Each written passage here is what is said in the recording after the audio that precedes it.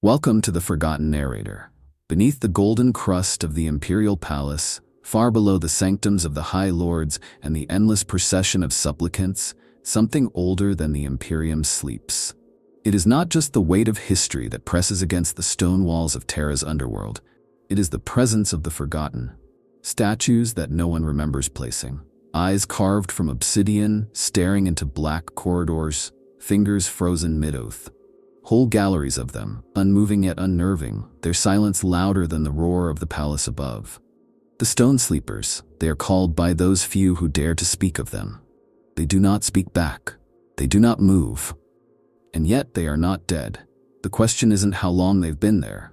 The question is, who swore them to wait? When trying to trace the origin of the stone sleepers, you quickly find yourself stepping outside the normal bounds of imperial record-keeping. The Administratum, in all its endless archives and auto-quilled dogma, offers nothing official. No designation, no creation date, no purpose assigned. And that absence is deafening, because the Emperor's works, even the most arcane, are rarely undocumented. These Watchers of Stone do not fit anywhere within the carefully sculpted hierarchy of Terra's guardians. They exist outside it, or beneath it, which is fitting given their location and their legend. Some whisper that they were not born of the Imperium at all, that they predate it by millennia. There are tales, half-banned in the Scholastica Obscura, that speak of artificial sentinels crafted during the Dark Age of technology, when mankind wielded science as freely as gods wield thunder. Machines that mimicked thought and constructs that learned loyalty. The stone sleepers, by that account, were not statues but psychically inert, post-humanoid constructs, forged as perfect sentinels immune to warp corruption and capable of eternal vigilance without need of sustenance, slumber, or even thought. Designed for one purpose, to stand and wait. Other theories stretch even further back.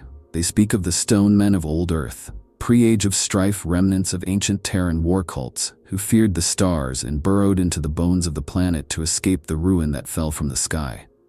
These zealots, convinced that apocalyptic wars were cyclic and unavoidable, built what they called the last choir of stone. Warriors encased in self-made tombs beneath the earth, swearing never to emerge until the last dawn burned. Perhaps over time, these tombs became misunderstood, then mythologized. Perhaps the warriors within forgot how to die. Then there are the theories tied directly to the Emperor himself. Some claim the stone sleepers were one of his earliest experiments in military creation. Not Astartes, not thunder warriors, but something more primal. An attempt to bind the psychic will of humanity into inert matter, to forge from stone the echo of human resolve. If so, then the sleepers are less guardians and more prayers made real. Weapons of intention that cannot activate unless the exact moment and command predetermined by the Emperor are fulfilled. In this interpretation, the stone sleepers are silent because they await a word that has not yet been spoken in over 40,000 years. There is something heartbreakingly noble about that, if true. Imagine being built with a singular purpose, one so holy and clear it requires no explanation, only obedience. Then imagine standing, not for decades or centuries, but for thousands of years, while empires rise, burn, and fall around you, and still your moment never comes. That is the kind of stillness that does not simply lie dormant. It waits with tension, it waits with hope, or worse, it forgets what it is waiting for, and still cannot stop. The Mechanicus, naturally, has its own interpretations. Rogue logi and splinter sects have long sought access to the sealed vaults beneath the palace, trying to apply motive force scans, histolithic dating, and esoteric vibration analysis. The few who succeeded in getting close to the stone sleepers rarely returned with their minds intact. Some speak of resonance feedback, voices echoing through stone like reverse machine prayers. One report, heavily redacted, described statues whose composition changed while under observation. Stone turned slightly softer. A finger, once raised in benediction, found clenched in a fist, and then, inexplicably, back again, as if the statues were dreaming their own movements and briefly forgetting to stay still. Whether creations of the Emperor, relics of ancient wars, or something older still, the truth is this. The stone sleepers were not made to be beautiful, but they are. They bear a reverence in their stillness that surpasses mere artistry. Their armor, where visible, is neither imperial nor alien, but something both familiar and unknown. Their helmets are stylized to suggest both face and facelessness. Some kneel, some stand, some hold relic weapons that have never seen battle, and all of them point toward something. A door, a deeper vault, a sealed shaft that no one has dared unseal. If they are weapons, they are ones so valuable that even the most desperate of crises have not warranted their use. If they are watchers, then what they guard has not stirred in all this time. Or perhaps most chillingly, if they are messages, oaths incarnate, then the question becomes, who were they made for to witness them? One final, forbidden theory drifts like smoke through the darkest circles of the Inquisition's Ordo Chronos. It proposes that the stone sleepers are echoes, chronal remnants displaced from another timeline, another imperium, one that failed. In that version, they were Terra's last defenders, turned to stone as a final act of defiance before the world fell to ruin. And somehow, through the twisting of time and fate, they bled into our present, watching, waiting. A reminder that oaths, once spoken, may never truly die. They are called statues, but they are not really. Not in any way that matters. You can chisel a man into marble and call it memory, but the stone sleepers are something else entirely, something that refuses to be explained away as mere art. They are positioned too precisely, hidden too deliberately, and felt too profoundly. The halls that contain them are sealed not with doors, but with layers of silence. Not the silence of emptiness, but the kind that settles like dust on your soul, pressing against your chest, daring you to speak and knowing you won't. Not here, not in front of them. There are reports, whispered among the janitorum, of work crews that stumble on sealed catacombs beneath the palace while excavating power conduits or stabilizing seismic shifts. The reports never make it into official logs. Those who speak of them tend not to speak again, but some do. Some escape, frantic and broken, mumbling about the ones who stare. One story, long since buried under reclassification edicts, tells of a 6-man crew sent into a redundant thermal duct system beneath the Himalaysian subspine. They were meant to install a new coolant relay, but they never completed the task. They found a chamber instead. A vaulted hall choked in dust, and lining its walls were statues. A dozen. Maybe more. None were recorded in any topographica. No identifier glyphs, no maker's marks, just figures of stone, tall, armored, poised like warriors in still contemplation.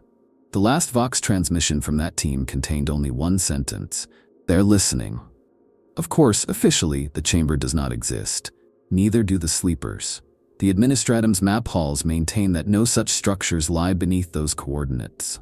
But the silence is the giveaway. No denials, no corrections, only missing data. Only files lost during archival restructuring. It is a pattern repeated across thousands of years.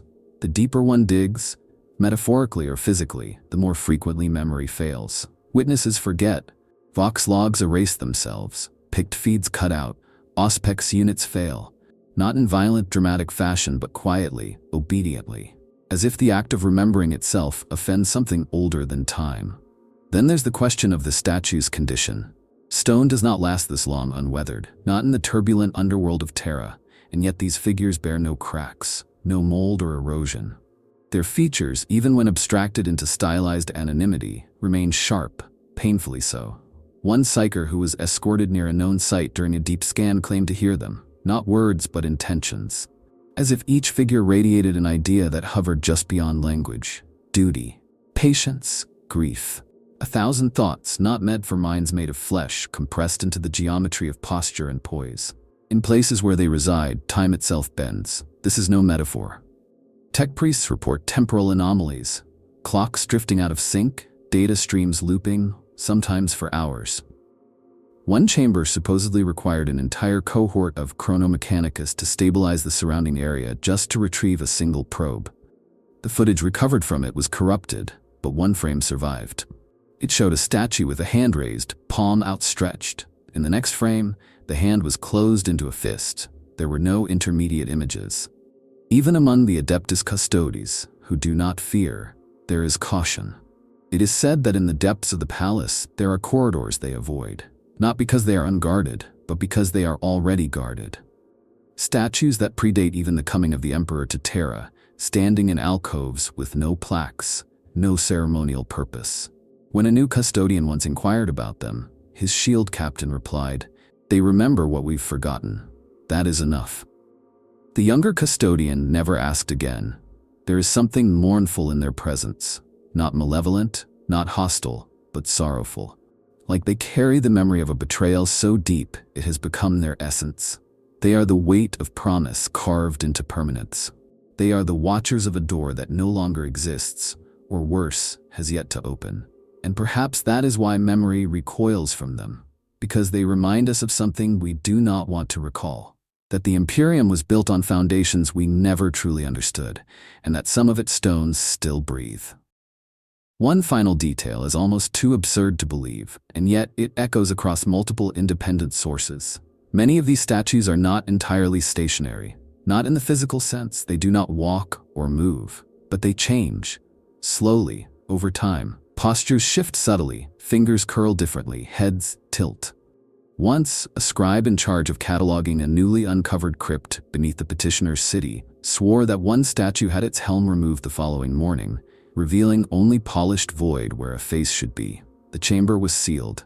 The scribe was reassigned. But the entry remains, scratched into the back of a maintenance slate unsigned. They are not asleep. They are becoming. It is not the beauty of the stone sleepers that haunts. It is not even their strangeness. It is the inescapable feeling when standing before them that they are waiting for something, and that when it arrives, they will know. Instantly. Absolutely.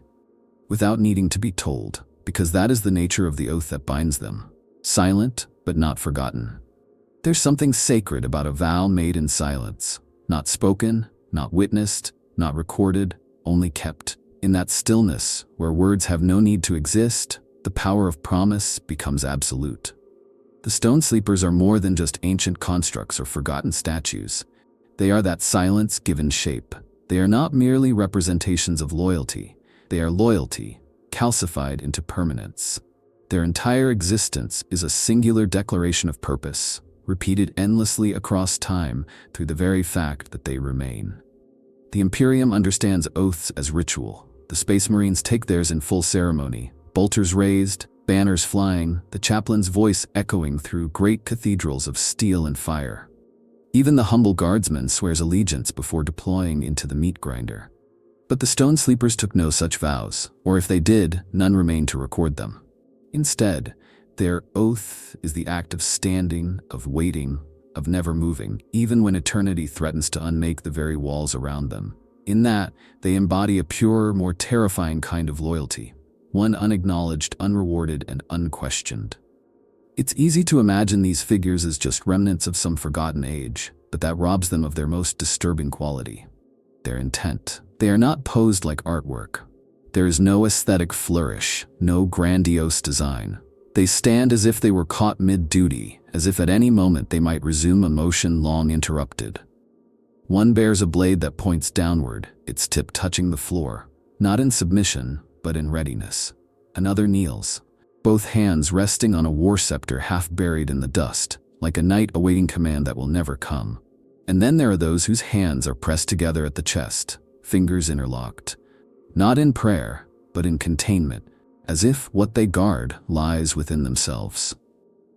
The stonemasons of the early Imperium, those few who dared discuss such things before their tongues were stilled, used the phrase living geometry when referring to these figures.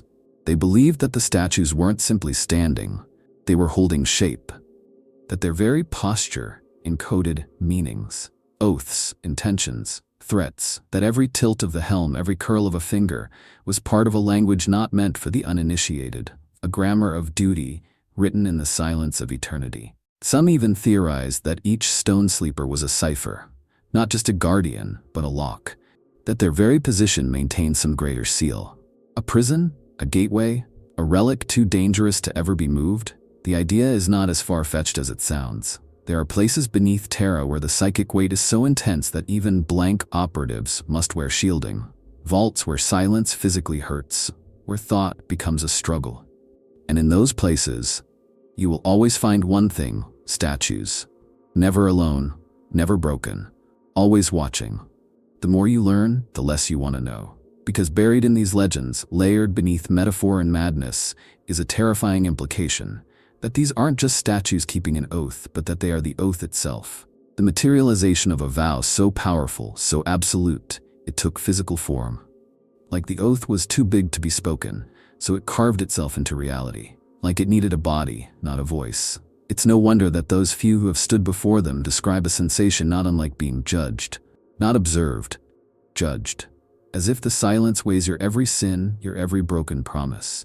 One inquisitorial psyker reportedly collapsed after only 5 minutes within a chamber containing 2 of the sleepers. Her last coherent words were, "I heard it. Not with ears, with blood." It said, "We are the promise kept. Are you?" And then there's the fear, the unspoken dread that perhaps the stone sleepers no longer remember what they're waiting for. That the oath, stretched across so many thousands of years, has lost its origin, but not its power. Imagine a blade raised in defense of something long crumbled to dust. A guardian still standing over a corpse that's long since decayed. Purpose without context becomes a kind of madness. Or worse, a kind of divinity. It's why some of the darker cults, particularly those splinters of the Temple of the Omnissiah who delve too deep, believe the stone sleepers aren't loyalists at all, but rebels against entropy. That their oath is not to an emperor or to Terra, but to order itself. A metaphysical defiance of decay. They don't guard a vault. They are the vault. They are what keeps the idea of the Imperium from collapsing completely, not through action, but through presence. Think about that. A vow so immense, so incomprehensibly devout, that it doesn't just resist time, it creates permanence. A promise that still echoes, even though no one remembers who made it, or why. The stone sleepers remind us of something the Imperium has long forgotten. That an oath is not words. It is not ceremony. It is action, repeated eternally, even when, especially when, no one is watching. The myths speak of engineers who shaped vaults that could outlast empires, who carved loyalty into limestone and silence into steel. But no name is ever attached. No signature graces the columns. The architect kings of the subterrane, as they are sometimes called in the hidden texts of the Chthonian mechanists, have become less people and more principle, the concept of perfect construction. Not for beauty, not for function, but for endurance. These ancient builders did not make monuments for others to admire. They made truths, locked in matter, meant never to fade. Some of the few surviving fragments from the early Mechanicum, before Mars fully bent the knee to Terra, speak of a caste known as the ossifactors, bone shapers, who believed that all structures must mimic anatomy. Vaults must breathe like lungs, corridors must pulse like veins, and guardians must be as bones, immovable, hidden beneath the skin, carrying weight without complaint. The stone sleepers, according to this line of thought, were not created merely to defend.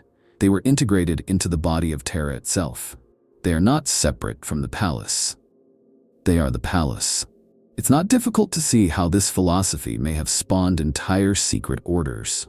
Deep within the lower reaches of the Himalayan substructures, there are rumors of cults who still venerate the ancient masons.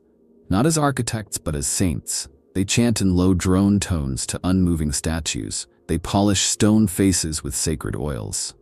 They walk in perfect geometric patterns around the base of silent figures, reenacting movements supposedly encoded into the construction rituals of the ancients. And they whisper of the architect kings, not as extinct mortals, but as entities who surrendered flesh for stone, mind for permanence, and who still dream in limestone beneath Terra's bedrock. Could it be that the stone sleepers are the architects? That these engineers, upon completion of their work, chose not to leave guardians behind, but to become the guardians? It is a haunting thought, to seal yourself not just into a tomb, but into your own sculpture. To transmute your very being into the oath you swore to protect, not by sorcery, but by design. Some Mechanicum legends speak of neuroglyphic transubstantiation, a process by which cognition and will are encoded into crystalline lattices and mineral matrices. Flesh becomes concept, thought becomes matter, a final gift from the dark age of technology perhaps, or a curse. There are tales, rare and classified, of statues that respond to sacred machine litanies. A particular sequence of binary uttered near their presence might cause harmonic vibration in the walls. Lights flicker in Morse-like cadence. Some even report changes in the resonance of the air, a shift in density, temperature, and psychic pressure. These are not random occurrences. They are acknowledgments, and always, they end the same way. Silence, again. As if the figure heard, understood, and chose not to act. Not yet. Some among the Adeptus Mechanicus believe that the Architect Kings may still live, in a fashion, that their consciousness lies embedded within the foundations of Terra, distributed across millions of stone guardians and data shards too subtle to scan. In this interpretation, the Stone Sleepers aren't merely sentinels. They are nodes in a planet-wide neural lattice, a dormant superconsciousness built into the bones of humanity's throne world. It lies in wait, not for activation, but for alignment, for the stars to tilt into the right shape, the words to be spoken in the right tone, the soul of the Imperium to become ready. Others reject this entirely, of course. They insist that the sleepers are inert relics, misinterpreted by superstition and madness. Yet even these skeptics avoid certain tunnels. Even they skip specific rites when mapping the sublevels. Even they place their hands reverently on stone shoulders when passing through unlit halls. Not as act of worship, they claim, but of respect. And perhaps that's what remains most unsettling, that even unbelievers feel the presence of a mind too large to name, spread out across uncounted figures, standing still beneath the crust of the world. If these Architect Kings once held blueprints of human destiny, then those schematics lie buried now in dust and granite. Yet their oath persists. Because the essence of building is not the structure itself, but what it is meant to preserve.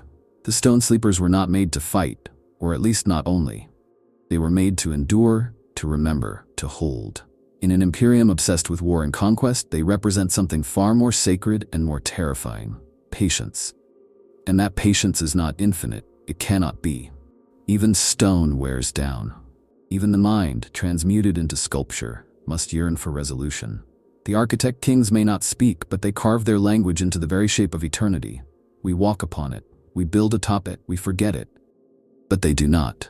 Somewhere beneath our feet, the ones who built the Imperium still wait to see what it becomes. There's a cold, quiet horror in the idea that the statues are not carved, but preserved.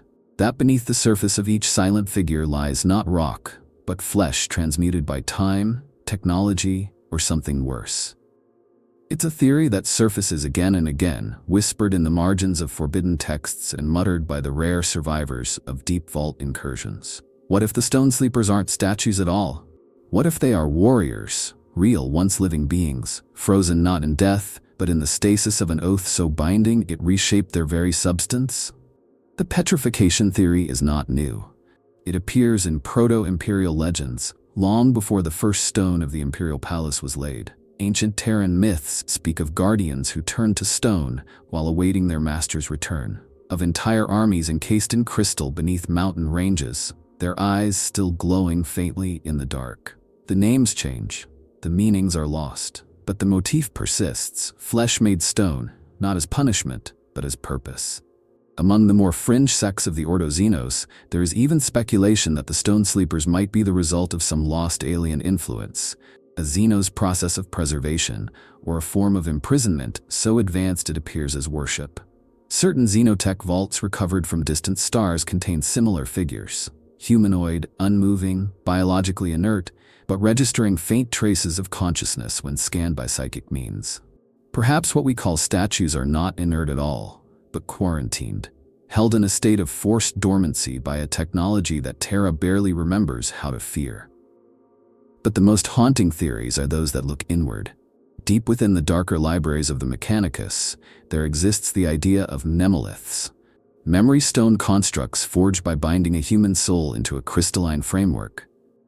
This was never standard practice, even in the most radical circles, but some logs suggest it was once considered an ultimate act of devotion, to surrender identity, mortality, and form in exchange for permanence. If this process was ever perfected, and used on a grand scale, the Stone Sleepers could be its most chilling result. Not statues made to resemble men, but men made into statues, bearing their consciousness like embers trapped in glass. There are reports, though rare, of motion. Not blatant, not observable, but felt. Custodians patrolling ancient vaults claim they return to find statues ever so slightly altered in position. A hand raised a few centimeters higher, a head turned by a fraction of a degree. Vox recordings taken in those chambers often degrade into static punctuated by rhythmic pulses, like a heartbeat slowed to glacial pace. One file, purged by inquisitorial mandate, recorded such pulses for 7 hours straight before abruptly stopping. When the chamber was entered again, the statues were exactly as before, except for one whose open palm now held a single, blackened aquila. There is no consensus on what such changes mean. Some argue it is evidence of internal conflict, that the stone sleepers are not mindless, but wrestling with their own purpose. Others believe these shifts are part of a countdown, a slow reanimation tied to galactic events we cannot comprehend. And then there are those who suggest that the movement is not theirs at all, that the world around them is shifting, and they remain perfectly still, anchored in a truth more fundamental than time. Psychers who get too close speak of pain, not their own, but a reflected pain, the anguish of being trapped, awake, aware, and unable to act. One account describes the experience as screaming inward forever. Another likens it to being submerged beneath a frozen sea, watching life drift past above, always out of reach. These are not the thoughts of inert stone. These are the dreams of the damned. And yet, for all the horror, there is something noble in their stillness, something tragic. To be made into an oath, to have one's entire being reshaped into the embodiment of duty, is a fate so far beyond martyrdom that it becomes divine. These are not merely watchers or relics. They are proof. Proof that some promises are too powerful to die with the body. Proof that even in an age where the soul is currency and the flesh is fire, there are still those who would choose eternity, no matter the cost. Perhaps that is why the Adeptus Custodes, for all their strength and sovereignty, do not interfere with the stone sleepers. Perhaps they see them not as allies nor threats, but as mirrors, distorted reflections of their own endless vigil. Guardians turned to stone, waiting for orders that may never come, watching an empire twist itself into something they no longer recognize. And if the day should come, if the stone should crack, if the eyes should blink, if the oath should finally call them to move, we must ask, what kind of world would require such beings to awaken? And what would it mean for the rest of us who have long since forgotten what we ever promised? The surface of Terra is a monument to glory, but its underworld is a graveyard of secrets. For all the splendor of the imperial palace, with its titanic spires and gold-drenched halls, the real weight of history lies beneath, in the dark, in the buried places, where stone remembers what men have tried to forget. And in that darkness, the stone sleepers lie. Still, silent, waiting. But for what war? Some believe they were built for a conflict that never came. A great threat prophesied in the early days of unification, one that required an army not of men, but of permanence. There are records, half erased by time, of a threat from beneath, not metaphorical but literal. Xenos that lived in the deep crust. Warp-birthed horrors that seeped upward through the planet's very bones. Whatever it was, it never reached the surface. The Emperor may have ended it before it began. Or perhaps he didn't need to. Perhaps the stone sleepers were enough. But if they were victorious, why do they still stand? If the war was won, why remain in readiness? One theory is that the war never started, that the enemy was preemptively silenced, that what sleeps beneath Terra is not a foe vanquished, but one sealed. And the stone sleepers are not warriors waiting to fight. They are locks. Their presence ensures containment, not defense. Every figure is a part of the seal. Every hand, every blade, every fixed gaze, all of it a geometric binding, a prison of stillness. If even one were to fall, the pattern would break. This is why no one is allowed near them. Not truly. Tech priests are redirected. Custodians walk past without acknowledgement. Inquisitors, those most voracious of truth seekers, are steered toward other mysteries. And when a sleeper is discovered by accident, during excavation, during reconstruction, during some rare shift in the tectonic underbelly, the response is always the same. Seal the chamber. Redact the records. Forget. Not out of fear of what the statue might do, but fear of what it is containing. There are disturbing consistencies in the oldest subterranean maps of Terra, even those predating the Imperium. Spirals, patterns, recurring vault layouts that suggest intentional positioning across miles of rock and strata. Some scholars believe the stone sleepers form a vast symbol when viewed from beneath. A glyph so massive that only an orbital scan of the deepest layers could even begin to chart it. A rune of warding or warning. And then there is the language, not written but implied. A pattern of construction so precise, so mathematically pure, that it borders on the metaphysical. Some say that the positioning of each statue is a syllable in an ancient tongue, one not spoken but embodied. The language of oath itself, a language designed to seal things away. A language that cannot be faked, only enacted. If that's true, then the stone sleepers are more than just watchers. They are part of a conversation, one started long before the Imperium, perhaps even before humanity, and one that is not yet finished. And what they are speaking to or holding back, we may never know. But the war they were built for must have been something beyond reckoning. Something that required a defense that could not die, could not age, could not falter. There are even darker rumors, of course. Whispers among the Ordo Malleus that the war was not with Xenos or daemons, but with time itself. That the stone sleepers were forged as anchors to reality, holding back a chronological collapse that sought to unmake Terra from the future backward. In this version, the war never occurred because it was prevented from ever having happened. And the sleepers remain because the wound they were made to suture still bleeds. Slowly, invisibly, from within the crust of reality itself. And yet, nothing stirs. No alarms ring, no cracks form in their ancient vaults. Whatever war they were meant to fight or prevent appears dormant. But appearances in the Imperium are nothing.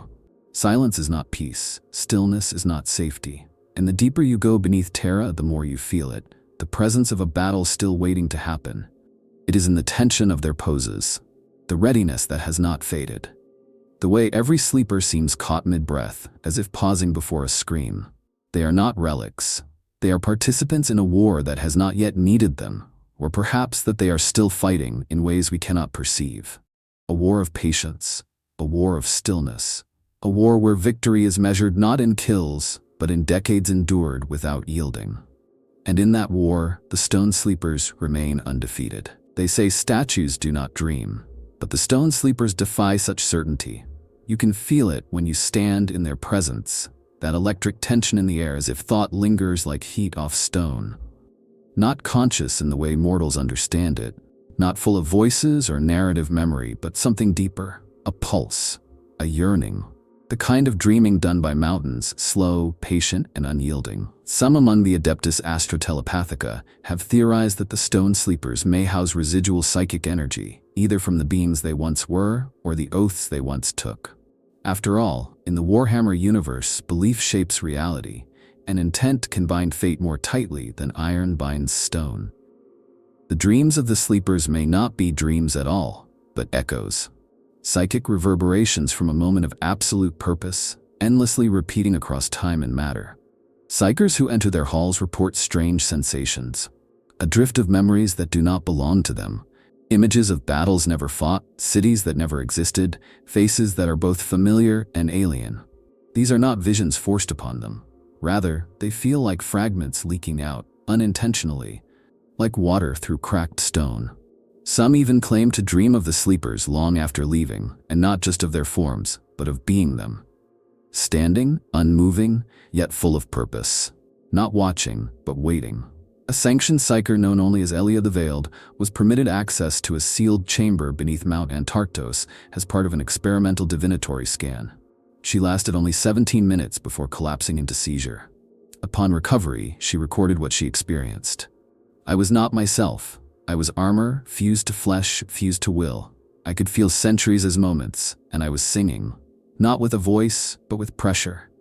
Pushing my intent into the stone around me, shaping the world with my vow. And I was not alone. They dream, all of them, together, and they know they are dreaming. This is not a unique phenomenon. Across multiple sites, psychers report variations of the same sensation, that the sleepers exist in a shared cognitive space. Not a hive mind in the tyrannid sense, but a kind of psychic resonance chamber, in which all their purposes blend into one overwhelming frequency. This has led some scholars to dub the phenomenon the Stone Choir. An invisible network of thought, where dreaming becomes doctrine, and loyalty becomes a kind of psychic song. But what do statues dream of? If their minds are not entirely dead, What memories run through them? What ideas sustain them through 10,000 years of stillness? Some claim they dream of the moment their oath was taken, that singular instant of clarity when they were forged, whether through technology, sorcery, or something stranger, and filled with one pure purpose. Others believe their dreams are shaped by the Imperium itself, that they absorb the psychic background noise of the planet above, the prayers, the screams, the hopes of untold billions, and weave it into dreams that are not memories but reflections. Terra dreaming through them, using them as still mirrors. There's even a theory, one most often dismissed as spiritual madness, that the Emperor himself may occasionally dream through them. That in his half-dead, half-divine state, he finds anchor in the stone sleepers, extending a fraction of his immeasurable will into the crust of the planet, to see, to feel, to remember. This would explain the moments of strange awareness observed in some statues. A flicker of movement, a change in psychic pressure, a shift in posture so subtle it can only be confirmed by forensic Pict analysis weeks later. But there is a darker edge to these dreams. Some psychers emerge from the chambers pale and trembling, speaking of isolation so vast it cannot be borne, of standing watch over nothing, of the endless passing of time without change, without voice, without rest. One described the sensation as an ocean of waiting. Another simply said, they're trapped and they know it. That is the tragedy, perhaps, that their dreams are not of duty fulfilled, but of duty unending. Not of the moment they were created, but of the moment that never came. The command that never rang out, the door that never opened, the war that never arrived. Their oaths became their cages, and now they dream not because they hope, but because they cannot stop. In this light, the stone sleepers are not statues or guardians or relics. They are dreamers of oaths. Their stillness is not death, but the slow churn of memory without context, of purpose without fulfillment. They are proof that even the strongest vow, when left too long, becomes a burden, and yet they endure. Because to move without command would be to betray the dream, and that above all is the one thing they will not do. They sleep beneath the weight of memory, and in that sleep they dream of action, of clarity, of the moment they were meant for. Whether it ever comes or not, the dream is real. It shapes them, and perhaps one day it will shape the world. The Adeptus Custodes, golden and godlike, are the unquestioned wardens of the Emperor's domain. Their vigilance is peerless, their loyalty unbreakable. But even among these paragons of absolute duty, there are things they do not guard, things they deliberately ignore. There are corridors beneath the palace where their footsteps never echo, vaults whose seals they never inspect, and silent halls where no custodian has set foot in millennia. These are the places of the stone sleepers, not forbidden, not protected, simply left alone. There is no record of the custodes ever engaging the stone sleepers, nor is there any mention of directives concerning them, and that absence is conspicuous. For a warrior order obsessed with control, with documentation, with ritual precision, to ignore something so ancient, so massive, and so deeply rooted in Terra's foundations is not an oversight. It is a choice. Some say the custodes do not speak of the stone sleepers because they are ashamed, that the sleepers represent a rival loyalty, one so absolute, so unflinching, it casts a shadow even over their own golden perfection. The custodes serve through action, through perpetual readiness and adaptability. The sleepers, by contrast, serve through endurance, through stillness. And in that stillness lies a kind of terrifying purity. No hesitation, no deviation, just waiting and waiting. And waiting. Others believe the custodes know exactly what the sleepers are. That in the early days of the Great Crusade, or even before, the Emperor told them, "These are not yours to command." And they obeyed. Because the custodes do not question his will, not truly. They might interpret, they might debate, but when he speaks, they act, and when he falls silent, they do not fill the void with their own voices. They simply wait, as do the sleepers. But the tension remains. There are unspoken protocols, patrol routes that curve around certain sublevels, training exercises that never map particular corridors. When young custodians ask why, their tutors answer only, "That path is not ours." And the questions stop, not from fear, but from understanding. Because somewhere deep within their engineered souls, the custodes recognize what the stone sleepers are. Not enemies, not allies, but something older. something parallel. It is said that once, during a seismic shift in the palace foundations, a chamber housing several stone sleepers was exposed. Custodes arrived within minutes to assess the damage. They found the chamber intact, dust-covered, undisturbed. Except for one thing, the positions of the statues had changed. Not drastically, not even enough to trigger alarms, but changed. One had turned its head slightly, another had extended a hand, just barely. A third, previously kneeling, now stood. The custodians did not report the incident. They sealed the chamber. They moved on. Why? Because what do you do when you encounter a will stronger than yours? A loyalty that does not need praise or recognition? The custodies fight for the emperor's survival. The sleepers perhaps for his memory, or his design, or some deeper fragment of his unknowable plan, left buried beneath the stone of Terra like a command waiting to be heard. There's also a more pragmatic fear. That interference might awaken something best left dormant. That the statues are not inert but bound. And that the custodies' presence, their psychic charge, their aura of readiness, might disrupt whatever ancient equation keeps the sleepers still. Because loyalty that deep is also dangerous. It does not reason. It does not adapt. If awakened, the stone sleepers might not distinguish between friend and foe. Their oath is not to the Imperium. It is not to the High Lords. It may not even be to the Emperor as he now exists. It is to a moment. A truth forged in time so long ago it no longer fits the world above. The most radical of the shield hosts, the Silent Lanterns, believe the sleepers are a kind of test, that the Emperor placed them beneath Terra as a mirror, a reminder that all vigilance can become stagnation, that all oaths, if stretched too long, can curdle into chains, and that even the most perfect guardians must one day ask, is it still loyalty if it no longer serves the living will of the one who commanded it? But most custodies do not ask.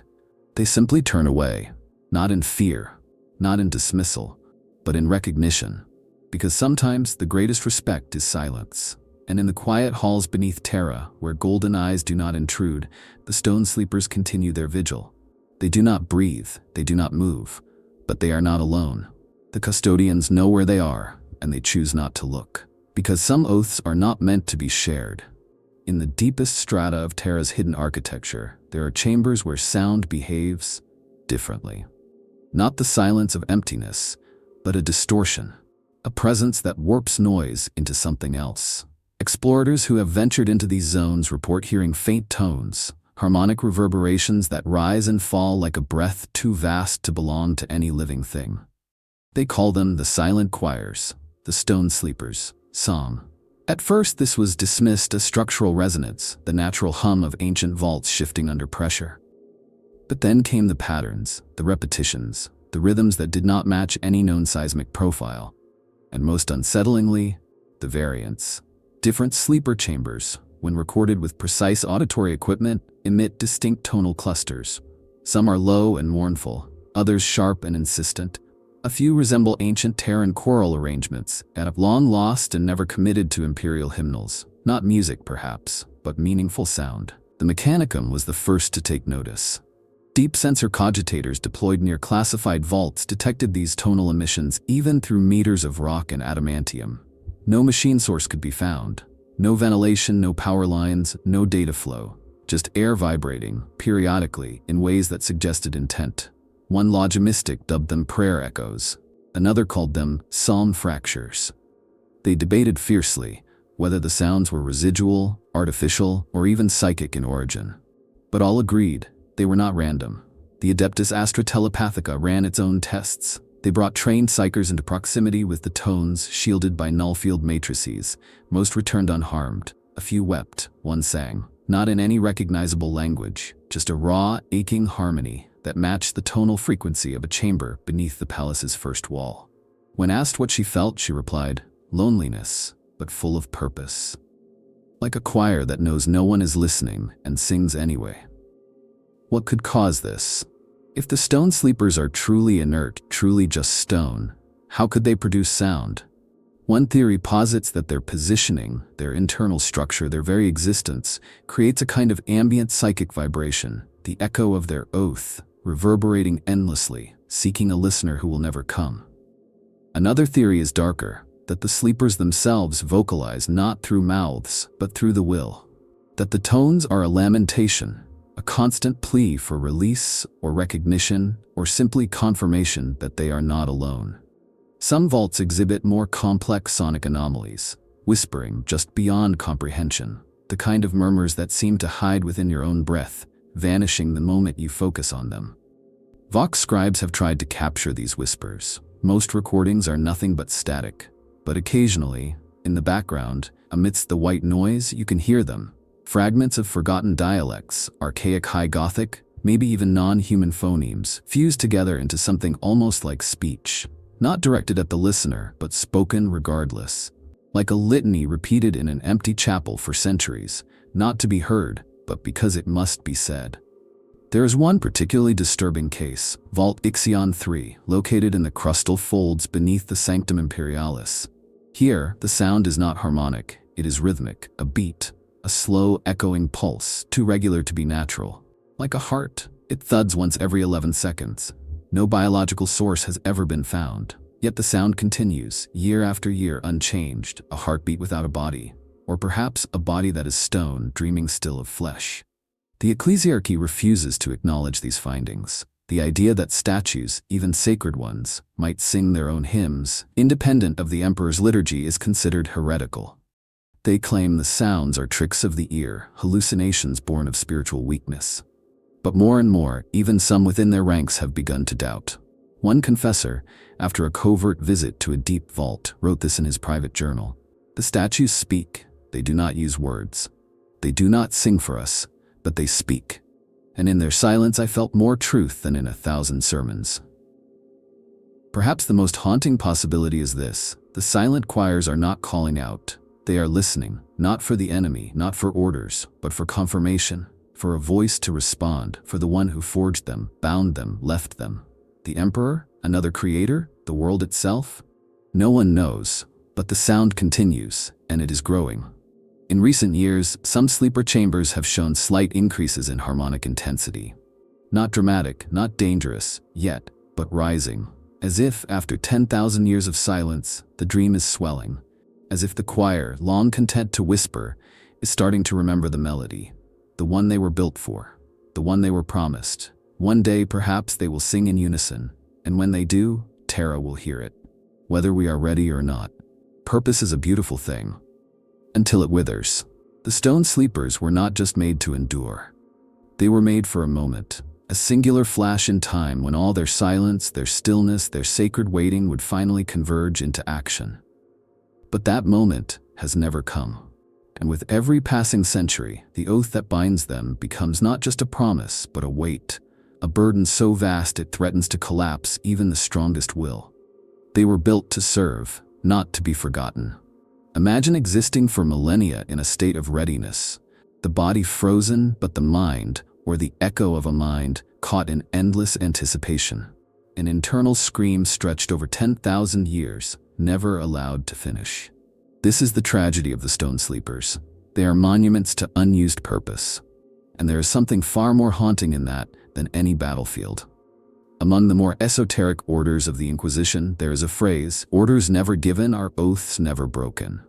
It's a grim comfort, used when operations fail or when agents are lost before activation. But in the case of the stone sleepers, it takes on a chilling literalness. Their entire existence is defined by an order that was either forgotten or never spoken. And in that void, meaning twists. There are theories that suggest the sleepers were not meant to wait this long, that their activation code, their final command, was lost, devoured by the bureaucratic entropy of the Imperium, or sealed away with someone who died screaming on some distant battlefield long before the Horus Heresy ever began. If that's true, then the sleepers are not just loyal. They are victims of cosmic miscommunication, imprisoned by a silence no one even realizes exists. The implications are terrible. For what happens when the structure of duty begins to degrade, but the obligation remains? When the vessel of the vow is intact, but the meaning within begins to rot? The answer is not rebellion, not with these beings. It's something worse, mutation of purpose. A slow warping of the internal compass. A transformation not of form but of intention. like a knight left standing too long after the castle fell, who starts to believe that the ruins themselves are holy. Some psychers have described entering the presence of the stone sleepers and feeling a confusion so profound it made them weep, not their own confusion, but the echo of it. As if the sleepers, in whatever dormant state they inhabit, are beginning to question, not their loyalty, but their clarity. The oath is still there, pulsing and firm, but the context, the shape of the command is eroding, and still they wait, because they must. In certain forgotten vaults, picked recorders have picked up minute changes, postures that seem tense, hands that seem to grip tighter, eyes that, while still unlit, are now angled slightly differently, like statues leaning in, listening harder, not because the order is near, but because they can't hear it anymore and they're afraid. Not of betrayal, not of death, but of failing a command they no longer understand. There's an old Terran folktale, pre-unification, of a man who was told to guard a well until someone returned. He waited 3 years, then 10, then 50. Long after the village was gone, long after the well dried up, he stood there, blind and deaf and alone. When the gods finally came, they asked him why he still watched. He answered, "Because no one told me to stop." The gods wept not for his loyalty, but for what they had taken from him, the end of his purpose. That is what the stone sleepers embody, not just eternal duty, but the absence of resolution. They were built not to win wars, but to respond to a specific moment, and when that moment never came, they became trapped in the gap between intention and fulfillment. It is the saddest space a being can inhabit, and yet they do not break. Not one has fallen, not one has moved without cause. Whatever they were made from, stone, flesh, oath, or something stranger, it holds. And that is perhaps the most terrifying part, that they still believe in the command, in the cause, in the one who spoke it, or was meant to, because belief without clarity is the perfect soil for catastrophe. If the stone sleepers ever awaken, it will not be because someone ordered them to, it will be because the silence becomes unbearable, because the weight of waiting, multiplied by time and faith and confusion, becomes so vast that it erupts into motion. And when that happens, when statues move not from command but from desperation, from the sheer force of purpose unfulfilled, the galaxy will know a kind of fury it has never seen. They were not built to fail, but they were not built to be forgotten either. And every moment that passes is another second closer to that truth resolving itself, in stone, in fire, or in tears. There are places beneath Terra that no longer belong to the surface, not in spirit, not in sound, not in structure. These are the living tombs, cathedrals of stone buried so deep beneath the imperial palace that even the stars cannot reach them. They lie beneath strata marked by extinct tectonics, hidden behind ferrocrete walls older than language. And within them stand the stone sleepers, perfectly preserved in the dark, their oaths heavy enough to anchor the bedrock itself. These are not chambers built for glory. They are not the mausoleums of saints or the halls of honored heroes. There are no banners, no inscriptions, no vault-scribed dedications, just blackness, stone, and the still forms of guardians forgotten by time. Some of these tombs are so deep, they no longer register on the oldest cartographs. Others have been actively removed from record, purged by scribes who believed silence was the highest protection. One such tomb lies beneath the First Mountain, a geosyncline ridge that once served as the bedrock of pre-unification Terra's oldest city-state. Now it is hollow, vast, cracked open like a bone. Inside, arranged in a perfect spiral 3 kilometers wide, are 77 statues, each facing inward toward a central obelisk that bears no text, no icon, no function. They are not identical. Each one wears a different pattern of armor, bears a different silhouette, as if drawn from different cultures, different times. Some even appear non-human, or post-human at least. And yet they all share the same posture. One hand closed over the heart, the other lowered, palm down, fingers slightly curled. The stance of a vow made silently and with finality. Another tomb lies submerged beneath the magma-cooled crust near the equatorial fault line. It can only be accessed during low planetary tectonic flux, a window that opens perhaps once every 5 years. When it does, sensors pick up a drop in ambient psychic interference. Inside, in caverns sealed by auto-petrification, a row of 5 statues stands directly in front of a massive pressure-locked vault door bearing no known sigil. The statues face away from the vault, toward the entrance, not guarding what is within, but guarding what is without from ever approaching. The symbolism is clear, even if the specifics are lost. Whatever lies behind that door was not meant to be opened, and the sleepers were not meant to fight it. They were meant to remind us not to. Then there is the Tomb of the Unseen Path, spoken of only in fragments, passed down by rogue remembrancers.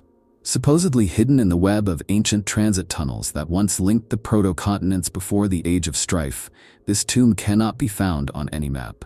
And yet it is said that when a soul is truly lost, not to warp, not to sin, but to forgetting, they will find their way to it. And there, among twisted rails and rusted tracks, the stone sleepers wait. Fewer in number, perhaps, more decayed, but still watching, still standing. Not all tombs are cathedrals. Some are corridors, long stretches of forgotten infrastructure where the sleepers stand embedded in walls like decorative reliefs. They do not protrude. They do not intrude. But once you've seen them, you can't unsee them. Helmets with closed visors, hands resting against the stone as if feeling the pulse of Terra's heart. To pass them is to feel judged, not as a warrior or citizen, but as a descendant. They are not watching for enemies. They are watching to see what we have become. And still, no one touches them. There have been attempts, exploratory teams, tech adepts, deep machine miners. Most never return. Those who do speak of a change in gravity, a pressure in the chest, a sense that time had slowed or stopped or reversed. One man aged 6 years in as many minutes. Another emerged with a fragment of stone fused to his palm, now impossible to remove without killing him. Whatever process binds the sleepers to their tombs is not just physical. It is conditional. You are not allowed to enter unless you belong, and no one does. Some among the Mechanicus believe the tombs are not locations at all, but devices. That the sleepers are nodes in a global lattice, anchoring psychic or energetic forces deep within Terra's core. They believe the positioning is too perfect to be random, each tomb balancing the others, forming a vast, planet-wide equation that sustains something we cannot see. If even one tomb were disrupted, the whole structure might shift. Perhaps not instantly, but in time, in the slow, terrible rhythm that defines all things in the Imperium. That is why the tombs remain untouched. Not just because they are sacred, but because they are necessary. Because to unseal even one might undo a balance so ancient, we have forgotten what it holds at bay. And so they endure. Hidden beneath a surface that glorifies war and worship, the living tombs of Terra hold a different kind of power. Not the power to kill, but the power to remind. Of promises made, of truths buried, of loyalty that outlasts memory. They are not monuments. They are not guardians. They are warnings carved into the marrow of the world. And we, who walk above them, do so only because they allow it. When statues move, the world holds its breath. The stone sleepers, long considered inert, inactive, unreachable. What happens if they wake? What ancient protocols are triggered when the conditions long encoded into their being are finally mercifully met? Or worse, what if they move not because of command, but because something has changed in them? The consequences are unimaginable, because these are not simple machines, not servitors, not constructs you can shut down or reason with. The sleepers are purpose incarnate.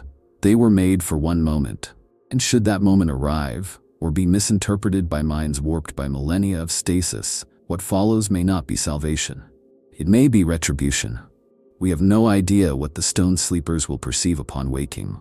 They will not know of Guilliman's return, of the cicatrix maledictum, of the madness that now grips the galaxy.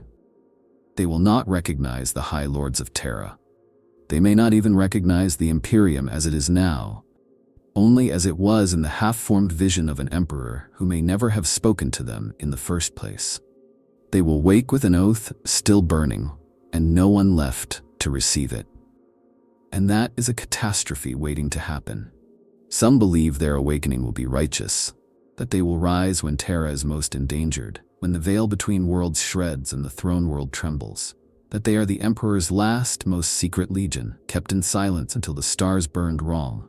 This idea offers hope, however thin, that in our darkest hour they will step forward, silent and terrible, to defend the cradle of mankind. Weapons of stone and soul, loyal beyond logic. But others fear a darker awakening, one without understanding, one driven by reflex, by ancient code, by misfired belief. If the conditions for their reactivation are misunderstood, if signals long dormant are accidentally triggered, or planetary alignment mimics the celestial parameters of their release, then they may awaken in error. And in their eyes, Terra may no longer be their charge. It may be their failure. Imagine a being designed to preserve the Imperium, and waking to a galaxy shattered, its faith turned to ritual, its citizens ruled by bureaucracy and fear. Would they recognize this empire as the one they swore to protect, or would they see only heresy? A deviation so profound that it demands correction. Statues meant to defend might become executioners, not out of malice, but out of conviction. There is precedent. During the early days of the Great Crusade, similar constructs, lesser echoes of the Stone Sleepers, were activated on lost human colony worlds. They emerged from vaults, assessed the situation, and upon concluding that the culture had strayed too far from the ideals of old Earth, they initiated planetary sterilization. No warning, no mercy. Just blind, righteous completion of an oath that no longer made sense. What happens if the Stone Sleepers follow that same path? The Adeptus Custodes, for all their silence, have quietly adjusted their protocols over the centuries. Certain watchpoints are always staffed, even when no activity is detected. Certain vaults are never left unmonitored. Not because the sleepers will awaken, but because no one knows what they'll do if they do. That is the fear. Not that they will rise in vengeance, but that they will rise in clarity and see us for what we've become. There are countermeasures, of course. Hidden kill switches, inertial disruptors, psi-null dampeners placed near major tombs. But whether these would even affect the Stone Sleepers is debatable. They are not made of flesh, not truly. They are not driven by warp or machine. They are belief given shape, and you cannot shut down belief with explosives. Some even speculate that the Sleepers do not need to move to awaken, that their true activation would be psychic. A ripple across Terra's soul. One theory suggests they are part of an ancient planetary scale gestalt, and if enough of them think at once, they could disrupt the Astronomicon itself. Not in malice, simply through presence. A mass of oaths reactivating at once, overriding the Emperor's own signal with the resonance of their ancient dream. And yet, there is beauty in the idea, terrible, awe-inspiring beauty. That after everything, after the Long War, the Black Crusades, the shattering of Cadia, the rise of the Great Rift, the final guardians of Terra are not fleets, nor titans, nor genetically perfected angels, but statues. Waiting in the dark, silent, perfect, pure. If they wake, it will not be a thunderclap, it will be a whisper felt in every loyal heart, a shift in the air, a stillness before the storm. And then, in one breathless moment, the Stone Sleepers will remember what they are. What they were made for, and the world will remember why they were feared. May that day never come. Or if it must, may we be worthy of it. There is something unbearably human in the idea of a vow that outlives the world that needed it. The Stone Sleepers are not just relics. They are the scars of a dream carved into silence, left beneath the surface of Terra, like a prayer no one was ever meant to hear. They were not made to win wars. They were made to wait. And in that waiting, they became something more than soldiers, more than guardians. They became reminders. They remind us that the Imperium was not always like this, that once, long ago, someone believed it could be built on loyalty deeper than death, on stillness more powerful than violence. The Sleepers are that belief, ossified, abandoned, but unbroken. They are the echo of a time when humanity's greatest strength was not its firepower or its cruelty, but its ability to keep its word no matter the cost. But that echo is fading. With every passing millennium, the world above forgets more. The wars grow louder, the doctrines more hollow, the faith more performative. The Imperium forgets why it was made. And as that memory dims, the Stone Sleepers become more than monuments. They become questions. What happens when the only ones who remember the truth are statues? We build temples to the Emperor. We raise cathedrals that pierce the sky. But beneath it all, beneath the feet of trillions who will never know they exist, the Stone Sleepers endure. Not out of hope, not out of fear, but because they were told to. Because someone, long ago, placed their hand upon stone and said, wait. And they did. For centuries, for millennia. With no thanks, with no sign, with no voice. just the weight of an oath that could not be broken. And what of us? What promises have we kept? What truths have we buried because they no longer served our hunger for war, for power, for the illusion of control? The Stone Sleepers are not just watching over Terra. They are watching us. They measure us with eyes that do not blink, with hands that do not tremble, with silence that cuts sharper than any blade. They are not forgotten. We forget ourselves in pretending they do not exist. Maybe in the end, they won't awaken. Maybe they'll crumble before the moment comes. Or maybe that moment already passed, and we were too deaf to hear it. But whether they move or not, whether they break free of their tombs or remain buried forever, the truth remains. They kept their promise. In a galaxy where truth is a weapon and loyalty is currency, they chose neither. They chose stillness. And that, in this age of endless war, is a defiance louder than thunder. If you felt something stir in you while hearing their story, that quiet ache of lost purpose, that longing for something pure, then you already know what they mean. They are what we could have been, what we still might be, if we remember. The Stone Sleepers do not ask for praise, they do not demand remembrance, but they deserve it. So if you want more stories like this, stories that cut deeper than bolters and banners, stories about the soul of the Imperium, subscribe to this channel.